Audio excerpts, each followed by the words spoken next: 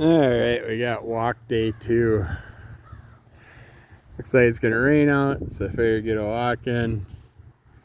Made it this far so far. I was gonna wait till I got up on the hill to start the video, but it was a bitch today going up that little hill. The one directly in front of you. You see that? You know that thing that looks like it's a flat spot? To normal human beings? And it's a little bit of an incline and it kicked my ass today. So I had to take a break. Sit down, take a break. See what's up. Get the body back to norm for a second and then head all the way up the hill. I should have actually videotaped the walking up today because you would have seen. I just don't know how to get a good view of it without walking up the hill first, setting the camera up, walking back down the hill, and then walking towards the camera, which that would wipe the shit out of me, and I wouldn't be able to do anything for the rest of the day. So at least get this much in me for now and try and get up to the hill. I just got done doing a podcast.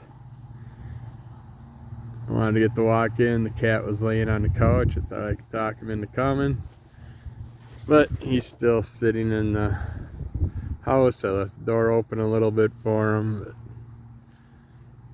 he hasn't decided to get his ass up yet.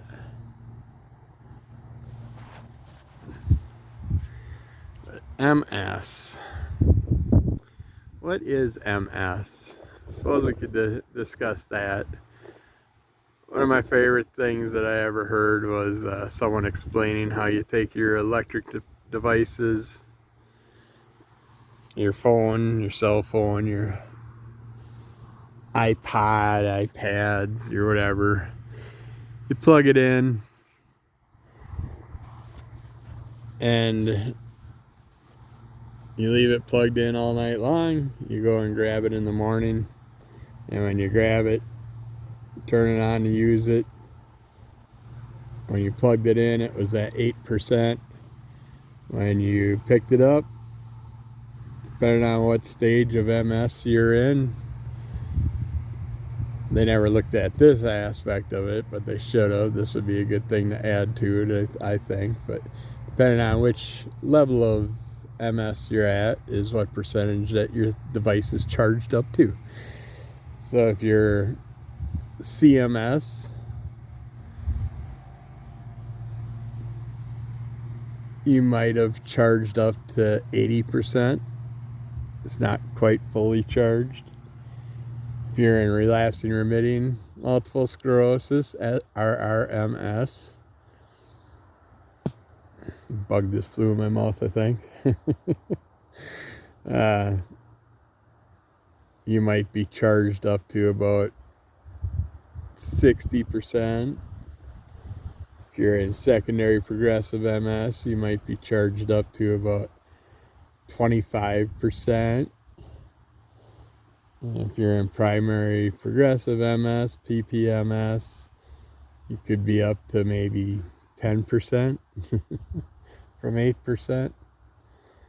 Because there's little holes in your wires and the electricity's not going where it's supposed to go, and your nerves have holes in them. It's called myelin that covers our nerve, that coats our nerves.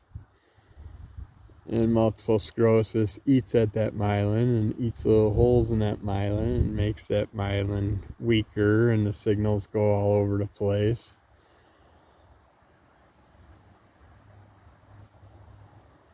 And was a great way I heard MS explained. I explain it more of you have electricity running to your house, and each room represents a different part of your body. Like the basement could be your legs, the bathrooms like your bowels and bladder issues, And each room has a different amount of energy, because that's how much energy was able to make it to each room with all the holes in the wiring and the electricity shooting out of those holes, starting fires and causing pains and issues and problems. And certain rooms, one side of the house could be getting worse signals than the other side of the house. And like our bodies, sometimes I'm more of a left damaged body. I'm a right tipper. I'm a right turner. I'll be walking and all of a sudden I'll just turn and walk into a wall or whatever's to the right of me. And when I tip, I usually tip to the right side, but my left foot, left ankle, left leg, left arm is more prone to pain issues and problems. My foot drops on my left side. But now that I think about it, over the years, my foot drop started out on the right side and advanced over to the left side. My cat has started this new thing for the past few months where every night he presses himself as tight as he can into my legs. He tucks our legs and feet into the bed. He'll do his little walking around, tucking all sides in. Then he presses tight against my legs and gets them in a position where I can't move the damn things.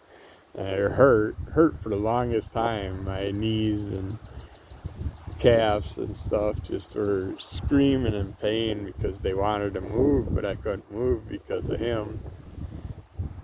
I didn't want to irritate him, because if he wakes up, then I gotta get up. So it's like try and suffer and as long as I can until the little shithead gets up, and then I have to get up, go upstairs with him. But yeah, I used to have restless leg syndrome bad all night long. My dog used to kick me in the middle of the night, and I believe it was because of that. It's like all of a sudden I'd get a swift kick on my side. It's like, quit moving, damn it, I'm trying to sleep. But the cat actually cured my restless leg syndrome. When the cat's not there, it gets going a little bit, but nothing like it used to. But he just got sick of me moving all night long and just rearranged it so my body did that. Animals are awesome. My rabbit would nibble on my big left toe just before I was going to have a major flare-up or a major relapse with my multiple sclerosis. And this was before I even knew I had multiple sclerosis. But I'd have issues and stuff that happened after he told me.